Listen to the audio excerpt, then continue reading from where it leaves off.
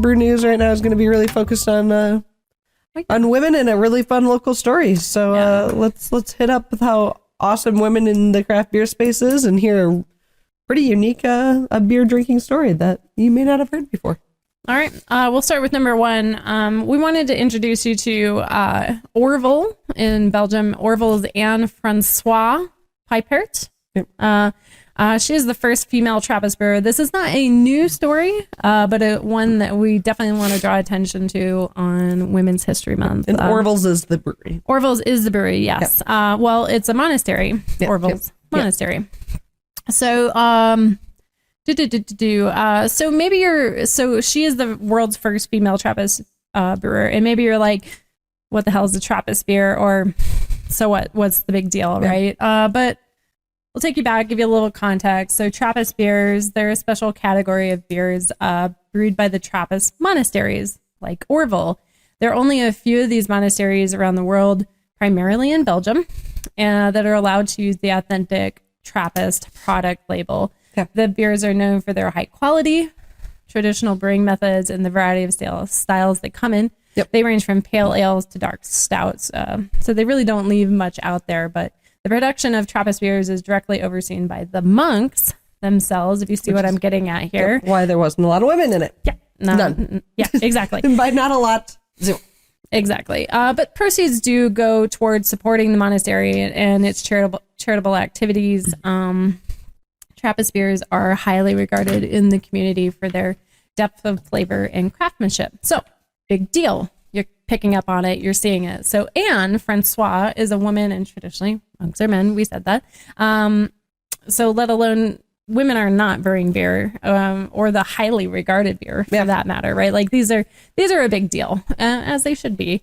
And but what's super cool is that it highlights that the world is opening its doors and its mind year by year to once gender specific and restricted roles into a world where segregation is a less common word or term that we use. I mean, that's really the goal here. We still have a ways to go, but this is what 2013? 2013, yeah. This is the first woman it was like that long. 2013, right? This is 11 years ago. Now, I didn't do an extensive amount of research beyond that to see how many women have followed in her path. Fair. But I think just, look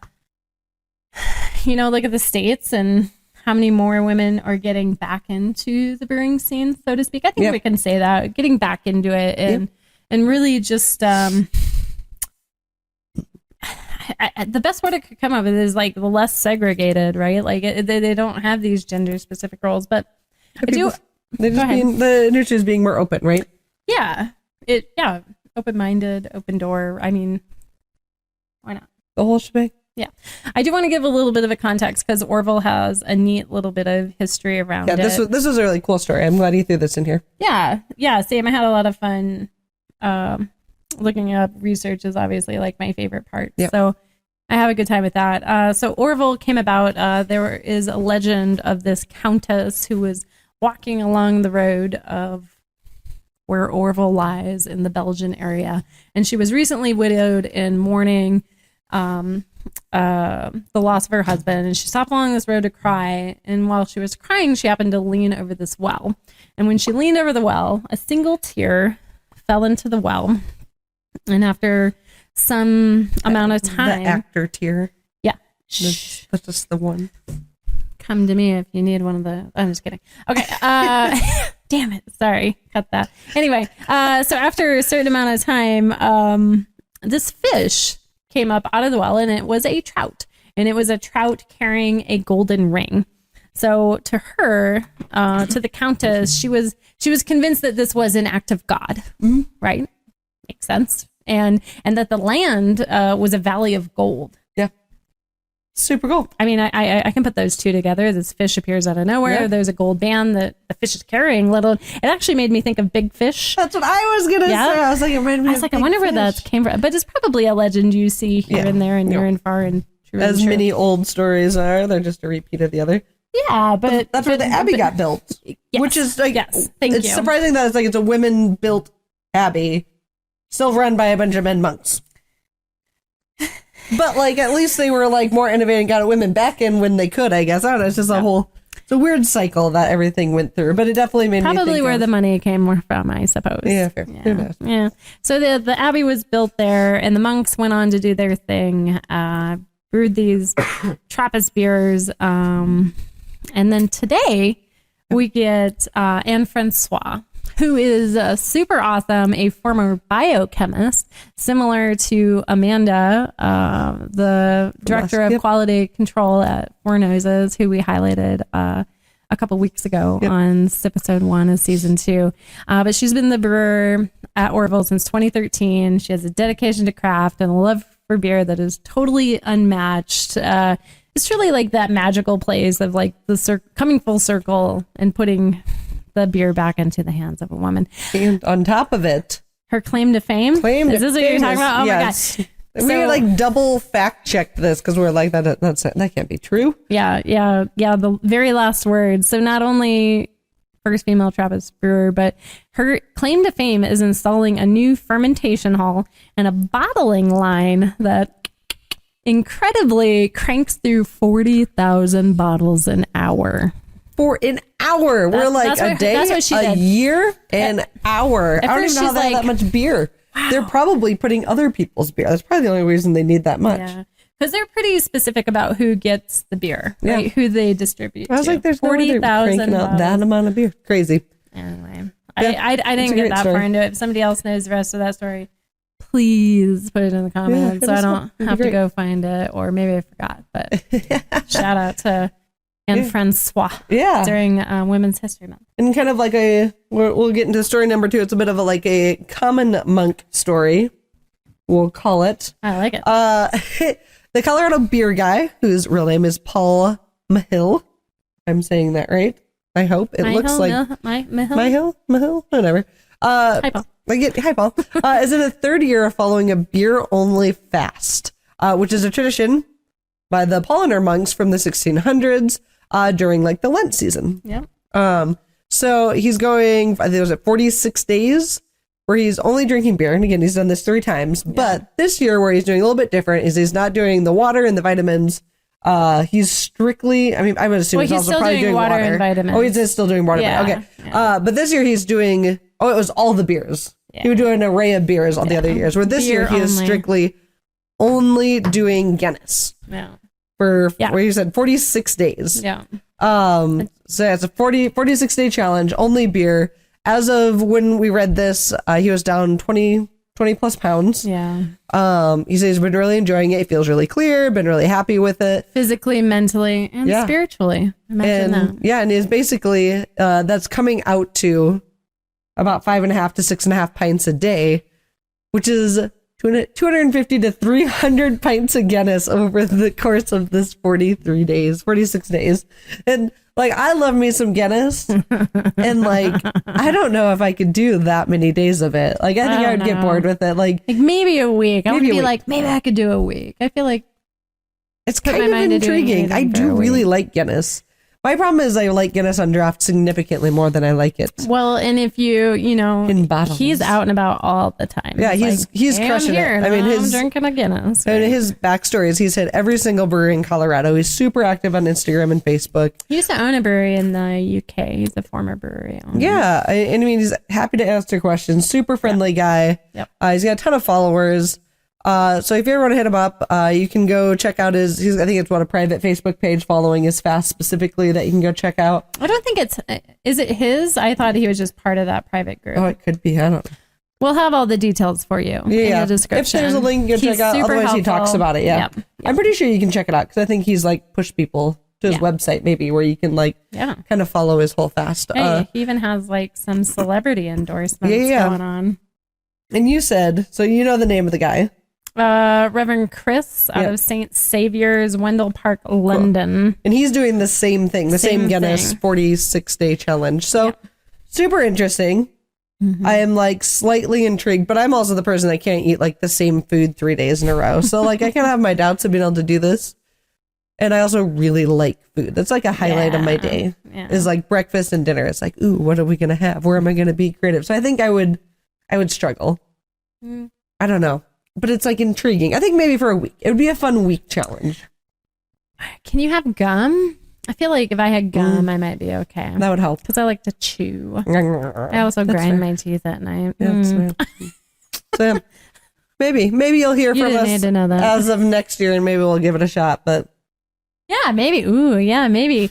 There's something. Those are some big shoes to fill. You did dry January. Screw that. We're doing beer only March. What if you did again? Marchuary. We'll do like dry and wet January again, and then like I don't know when the Lent season starts. I should, but I don't.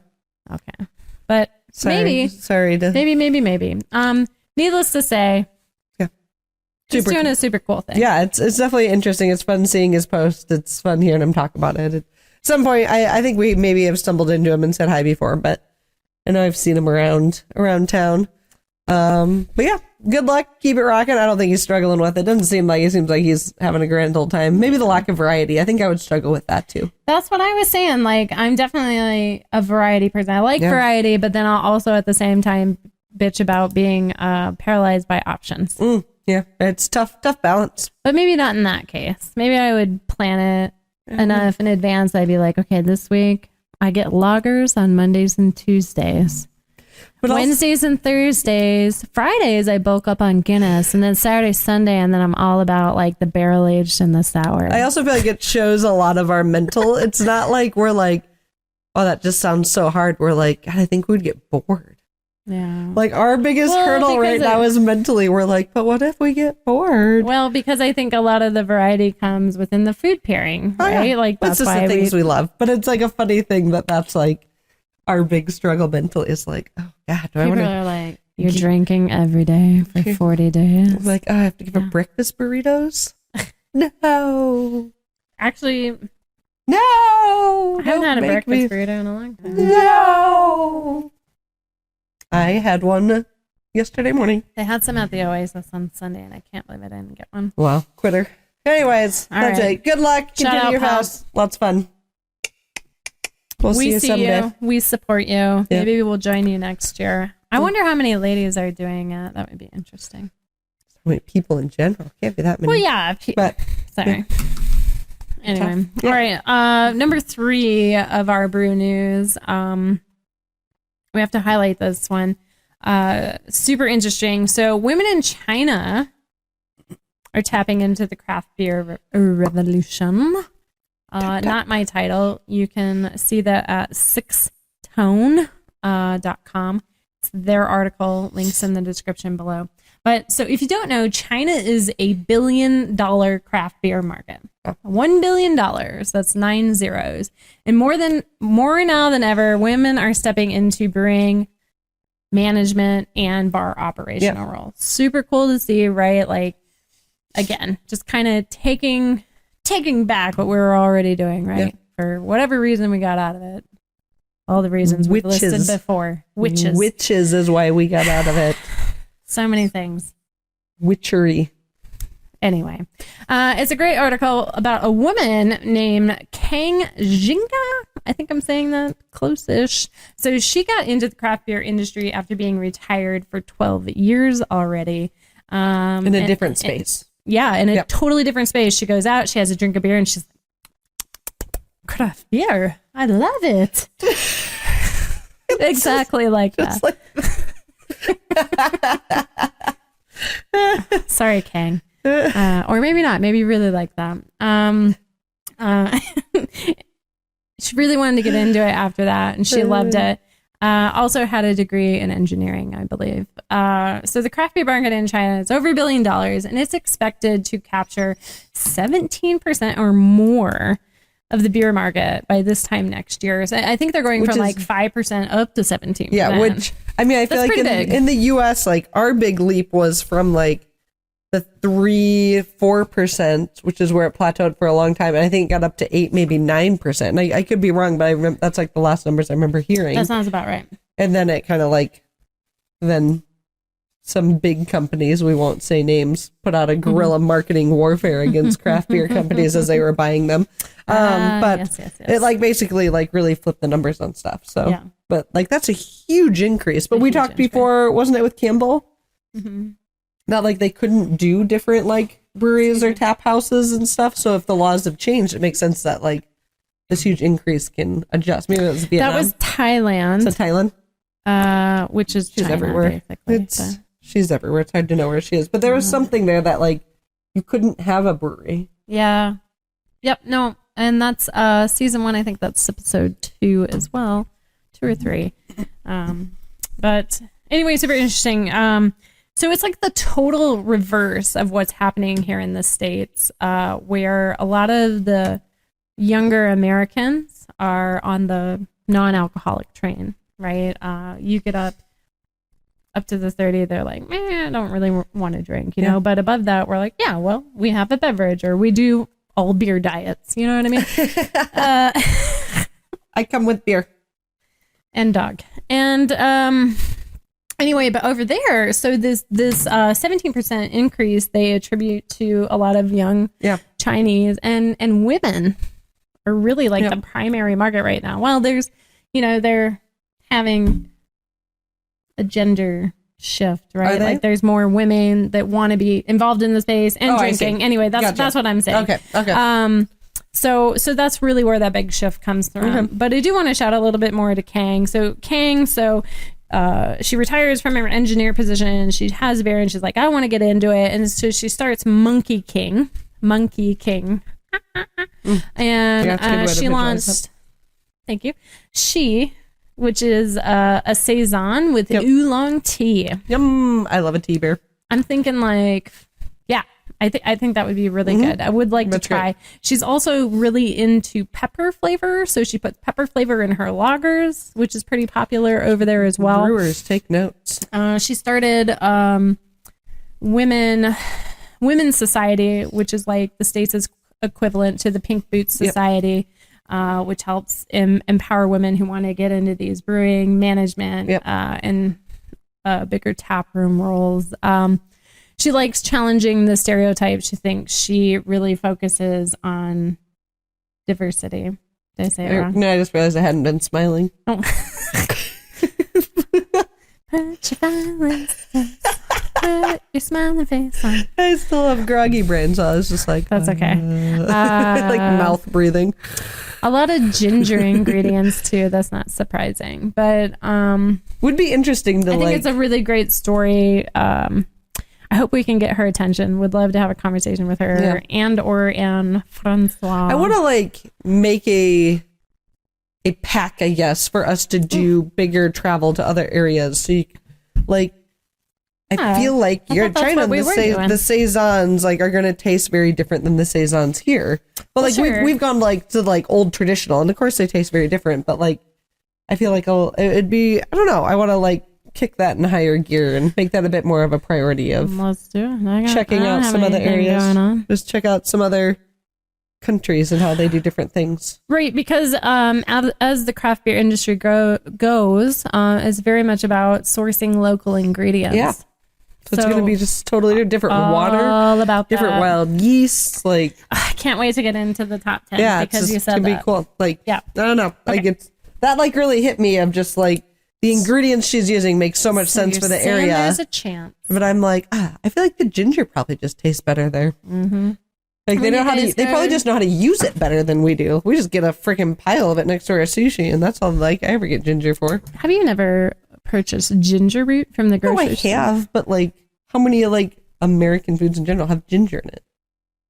Very few. No, I see what you're saying. Yeah, so and also the soil is different, the air is different, etc. Yeah, I bet the ginger tastes different. They know how to finesse the flavors better, right? You just go to anywhere that specializes in a type of food, they're just better at it. I just feel like every day is growing up. Oh. All right. Excited to extend upon that one further. Thank you for joining us today on this week's segment of Brew News. Yeah, after that great brew news, Liz is going to look up. No, don't tell. Don't tell. Liz is looking up stuff. I'm looking at porn. The great brew news, we have to look up some porn while we send you off to go check out our main feature. United. It's United.